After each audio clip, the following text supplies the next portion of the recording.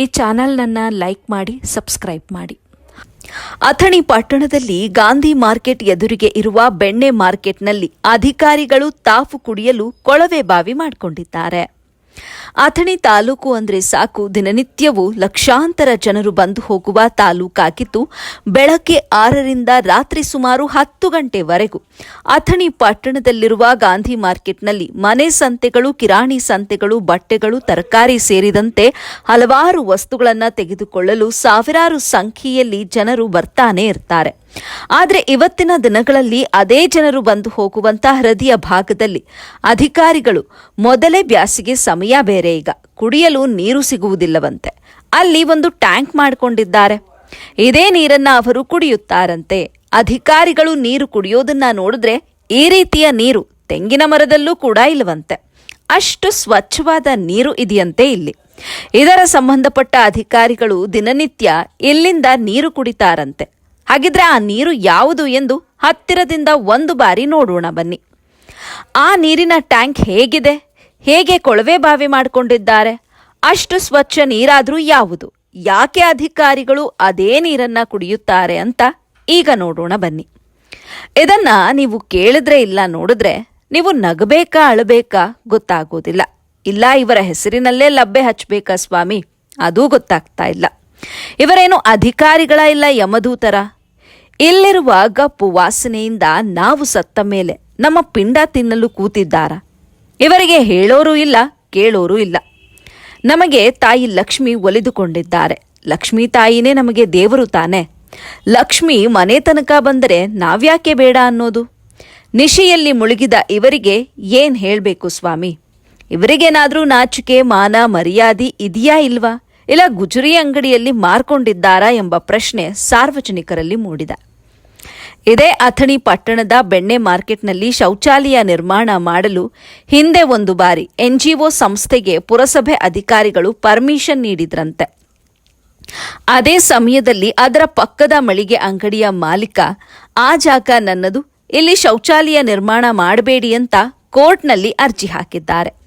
ಅದೇ ಒಂದು ಕಾರಣಕ್ಕೆ ಇವತ್ತಿನ ದಿನಗಳಲ್ಲಿ ಅದೇ ಜಾಗದಲ್ಲಿ ಜನರು ಬಂದು ಮೂತ್ರ ವಿಸರ್ಜನೆ ಮಾಡಿ ಕೊಳವೆ ಬಾವಿಯಂತೆ ಮಾಡಿಕೊಂಡಿದ್ದಾರೆ. ಇದರಿಂದ ಎಷ್ಟೋ ವ್ಯಾಪಾರಸ್ಥರಿಗೆ ಕಿರಿಕಿರಿ ಉಂಟಾಗ್ತಾ ಇದೆ. ಅಲ್ಲದೆ ಇಲ್ಲಿಗೆ ಬರುವಂತಹ ವ್ಯಾಪಾರಸ್ಥರು ಹಾಗೆಯೇ ಗ್ರಾಹಕರಿಗೆ ಗಬ್ಬು ವಾಸನೆ ಬರ್ತಿದೆಯಂತೆ. ವ್ಯಾಪಾರ ಮಾಡಲು ಕಷ್ಟವಾಗ್ತಾ ಇದೆಯಂತೆ.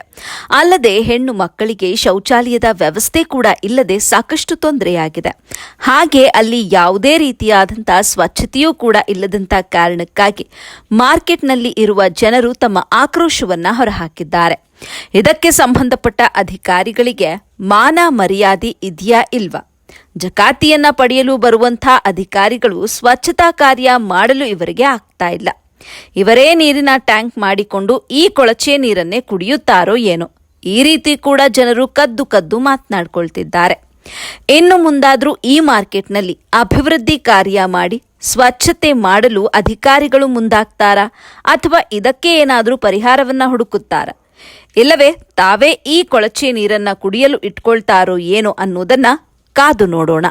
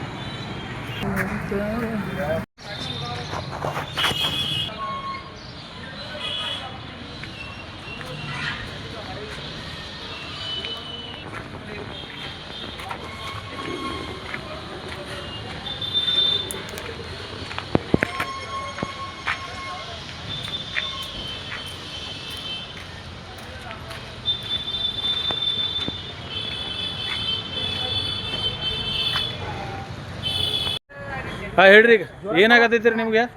ನಮಗ್ ತೊಂದರೆ ಐತಿ ನೋಡ್ರಿ. ಎದ್ರ ತೊಂದ್ರೆ ಐತ್ರಿ? ಗಂಡಸರ್ ತೊಂದರೆ. ಗಣಸರ್ದು ಏನ್ ತೊಂದ್ರೆ ಐತಿ? ಗಂಡಸರು ಹೋಗಟ್ಟಿಗೆ ಗಂಡಸರ್ ನಿಂದಿರ್ತ. ಹಾ ರೀ, ಹಾ ರೀ. ಅಲ್ಲಿ ನೀರಿಗೆ ಬರ್ಬಾರ್ದಾಗ ಗಂಡಸ ಒಬ್ಬ ನಿತ್ತ ಶೆಟ್ಟದ ಹಾಂ ರೀ ಹೆಂಗೆ ಮಾಡೋದು ಹೇಳ್ರಿ ನೀವು ಹಾಂ ಏನು ಬೇಕಾಗಿತ್ರಿ ನಿಮ್ಗೀಗ ಟಾಯ್ಲೆಟ್ ಬೇಕು ದೊಡ್ಡ ಎಷ್ಟು ಹೊಲಸು ಮಾಡ್ಯಾರು ಹಾಂ ರೀ ಅದ್ರ ಮ್ಯಾಲೆ ನಾಲೇನು ಒಳಗೆ ನೀರು ಇರ್ತಾವು ಬಜ್ಜಿ ಹೋಗ್ಲಕ್ಕ ಹೇಳ್ರಿ ನೀವು ಹಾಂ ರೀ ಎರಡು ದಿವಸ ಆತ್ರಿ ಇಲ್ಲಿ ಇದು ಎಂತ ಜನ್ಮದ ಜೋಡ ಐತಿ ಬಿಡ್ರಿ ಇಲ್ಲ ಹತ್ನಿ ಒಳಗೆ ಏನ್ರೆ 40-50 ವರ್ಷ ಆಯ್ತು ಪ್ರಾಬ್ಲಮ್ ಇದು ಒಂದು ಹೆಣ್ಮಕ್ಳು ಬಾತ್ರೂಮ್ ಒಟ್ಟ ಇಲ್ಲ ಎಲ್ಲಿ ಹೇಳ್ರಿ ನೀವು ಎಲ್ಲಿ ಐತ್ರಿ ಅದ ಅಲ್ಲಿ ಹೋಗ್ತೀರಿ ಹಂದಿಗಳು ಬೆನ್ನ ಹಾಂ ರೀ ನೀವು ಯಾರಿಗೂ ಹೇಳಿಲ್ಲನ್ರಿ ಅಧಿಕಾರಿಗಳಿಗೆ ಅದು ಸಾಕಾಗೈತೆ 3 ಸತಿ ಹೇಳೈತ್ರಿ ಈಗ ಕೇಳ್ಕೊತ ಬರೋಣ ಅವ್ರಿಗೆ ಹೇಳ್ತೀವಿ ಹ್ಞೂ ಅಂತಾರ ಹೋಗಿ ಹ್ಞೂ ಅಟ್ಟು ನೋಡಕ್ಕೆ ಮಾಡುದೇನು ನಮ್ಮ ಕಟ್ಟಿಸಿ ಗಪ್ರಿ ಹಾಂ 4 ಕಟ್ಟಿರಿ ಹಾಂ ಗಂಡಸರ್ದು ಯಾವ ಕಡೆ ಹೆಂಗಸರ್ದು ಯಾವ ಕಡ್ರಿ ಅದ್ರ ಮ್ಯಾಗ ಒಂದು ಚಿತ್ರ ಅದ್ರ ಮ್ಯಾಗ ಹಾಂ ರೀ ಆ ಬಾತ್ರೂಮ್ ಮ್ಯಾಗ ಚಿತ್ರ ಇಲ್ಲ ಹಾಂ ರೀ ಗಂಡಸ ಮಕ್ಕಳು ಹೆಣ್ಣು ಮಕ್ಕಳ ಸಂಬಂಧ ಅಷ್ಟ ಬರ್ದೇ ಇಲ್ಲ ಹಾಂ ರೀ ಗಂಡು ಮಕ್ಳು ಬಂದು ನಿತ್ತ ಬಿಡ್ತಾರ ನಾವು ಏನು ಮಾಡ್ಬೇಕು ಇಲ್ಲಿ ಗಂಡಸರಿಗೆ ಕಟ್ಟಿರಿಲ್ಲ ಹಾಂ ರೀ ಹೆಂಗಸರು ನೀರಿಗೆ ಹೆಂಗೆ ಬರೋದು ಹೇಳ್ರಿಲ್ಲ ನೀವು ನೀರಿಗೆ ಬರೋದು ಹೆಂಗ್ರಿ ಅದಕ್ಕೆ ಬಾಕಲ ಐತ್ರಿ ಬಾಕಲ ಹಾಕೊಳಂಗಿಲ್ಲ